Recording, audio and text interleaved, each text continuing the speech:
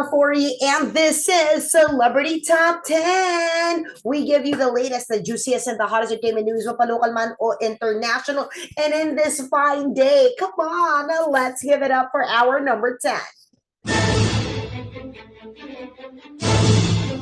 Alanis Morissette's Philippine visit is finally pushing through, you guys. You ought to know. Tama ba yung kinakanta ko?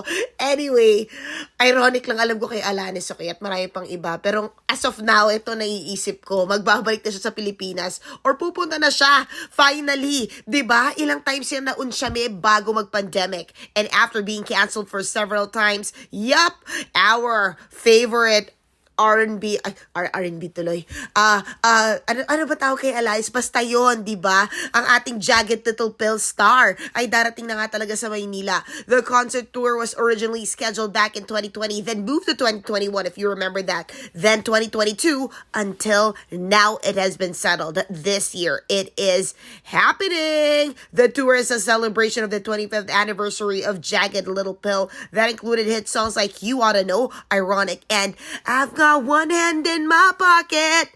No more postponement. Yan lang yung wish natin for Alanis. Anyway, guys, let's move on to the next number. Number 9. Yup, Vanessa Hudgens will visit the Philippines for a documentary. For the first time, Vanessa Hudgens will be visiting the country for the filming of a docu. She will be going to Manila and Palawan to do a travel documentary about her heritage. The documentary will be directed by Paul Soriano. No further details about the story yet, but Vanessa was known for hit High School Musical. For number 8, Cleo Pineda's girlfriend proud of her coming out. After Cleo Pineda came out as a member of the LGBTQIA plus community, one of the proudest persons who's with her is no less than her girlfriend, Catrice Carol. They are a hot couple, guys. The social media personality and writer posted sweet photos of them together while Cleo was celebrating her birthday. For Catrice, she is happy and proud of what Cleo did. She did believe that the stars are aligned for them for a reason. Love wins indeed. Number 7. Ed Sheeran opens up about depression, drug use, and bulimia. Trigger warning to our viewers, this is about mental health. Ed Sheeran has opened up about his depression following the deaths of two of his close friends last year. In a cover story interview with Rolling Stone for its April issue, 32-year-old Sheeran said he's been dealing with depression throughout his life, but it got worse when music entrepreneur Jamal Edwards and cricketer Shane passed on. And then suddenly his wife, Cherry Seaborn, was diagnosed with a tumor when she was pregnant with her second child, which could not be removed until after birth. Said Sheeran, I felt like I didn't want to live anymore. You're under the waves drowning. You're just sort of in this thing, and you can't get out of it. Prior to this, Ed has also arduously battled a copyright issue involving his hit Shape of You back in 2017. He also admitted that back in his mid-20s, he did not only try marijuana, but a few other substances as well, which he did not detail anymore. He also opened up about his bulimia, an eating disorder in which one overeats, then deliberately, forcefully purges the food through vomiting or laxatives. He said he had body image problems when he was working with lean artists like Shawn Mendes and Justin Bieber. But things are getting better, according to Sheeran, thanks to Seaborn and the two quick kids. He said his wife encouraged him to seek professional help and is about to release a 6th studio album, Subtract, on May 5. Wow. And here we are thinking he's, well, at the best of his life, right? With his family and all that jazz. But really, you can't judge a book by its cover. And we're just so happy that Ed is seeking help. Anyway, guys, if you know someone going through the same thing, please ask for help. Tell them to ask for help. Help them out. Anyway, moving on to number 6. Chris Bernal reveals Alger Abenica ghosted her. In an interview with Boy Abunda, Chris Bernal admitted that former love team Alger Abenica had kind of made paramdam to her when they were still working together in teleseries. Chris further said hindi kasi nag-work as a real couple because she made it clear that she's not interested. Besides, there were also times when hindi raw sila nagkakasundo. When asked if they're still friends, Chris was hesitant in answering kasi hindi na nga raw nag-reply si Aljor sa messages niya. Kahit nga sa vlog niya, hindi niya ma-invite to guest. No answer from Aljor yet on this one, but well, that's really a story that everyone's passed on already. But yeah, anyway, we're halfway on the show. Here's the topic. 5. Yassi Pressman on vacation with boyfriend. Seems like Yassi is deserving it after Cordapia and all the controversies. She recently posted a photo with a boyfriend, John Samira on their beach escape. Last year, Yassi introduced John to social media and made an Instagram with a photo of her kissing him. John is a businessman and co-founder of an oral care line that Yassi also owns. And yes, kung namimiss nyo si Yassi, well, panoorin nyo lang siya sa Cordapia every Saturdays on TV5. 4.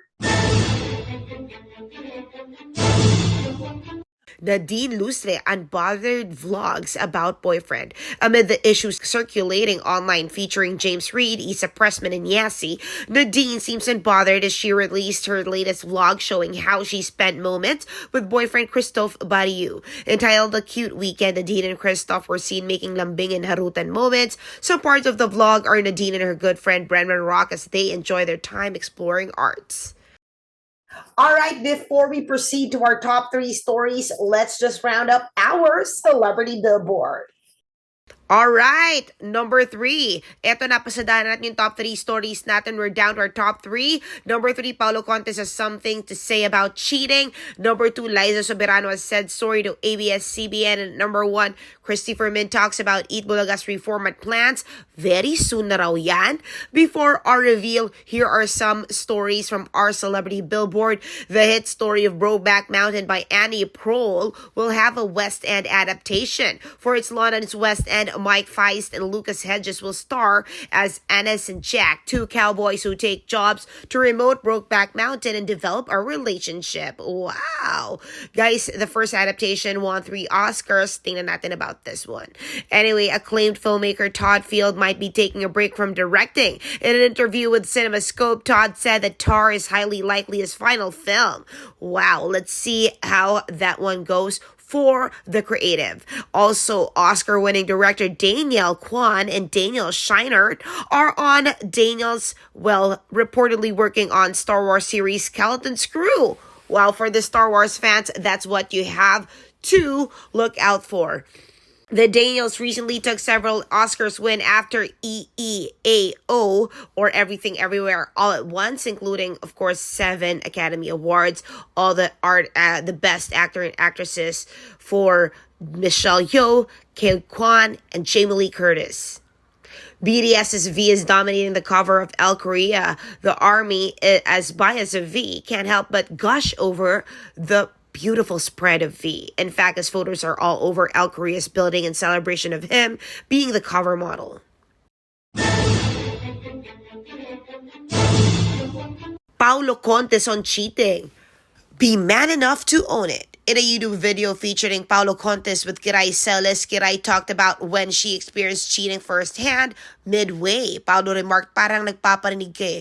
Kiray asked tuloy if Paulo has tried something like that in the past, and Paulo answered, and we quote, "Ako, to be honest, never ako nanisi sa mga mali ko. Sa akin lang, kung may ginawa ka masama, be man enough to admit it. Irresponsable na nga ang ginawa mo eh. So be man enough to admit it. Say sorry and try to change for the better."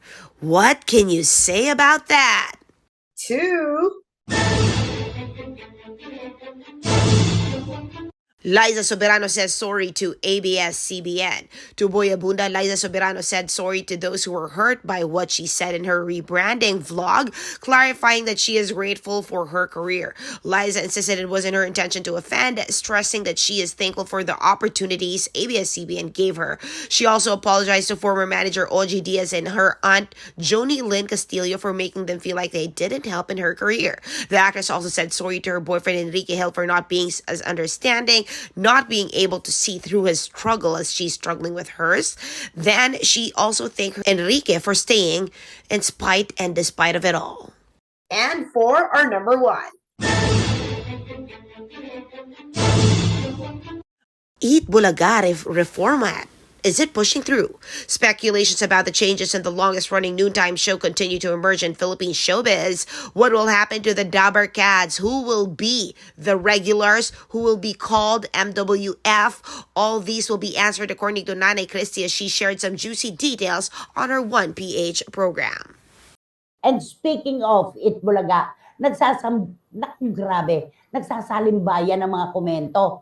Kesyo umurong na raw, ang mga halos-host, hindi na raw makikialam sa pagpapatakbo ng noontime show. Kesyo babalik na raw ulit si Tito Tony Tubiera dahil siya daw talaga ang pinaniniwalaan ng mga host at tinahanap ng produksyon. Pero lahat pala yan ay fake news. Wala pang katiyakan. Kasi nga, April 15 ang sinabi kung kailan sila magsasalita na at magbibigay ng kanilang opisyal na pahayag tungkol sa Itbulaga. And that's that for our countdown today. Thank you for joining us. Please keep your immunity up and follow me on my socials. It's MJ Marfori all across. Yes, you can, of course, watch us 4:45 on 1 News, 1PH, and Radio 5, 92.3 True FM. Again, this is MJ Marfori. I'll see you all tomorrow. This is Celebrity Top 10.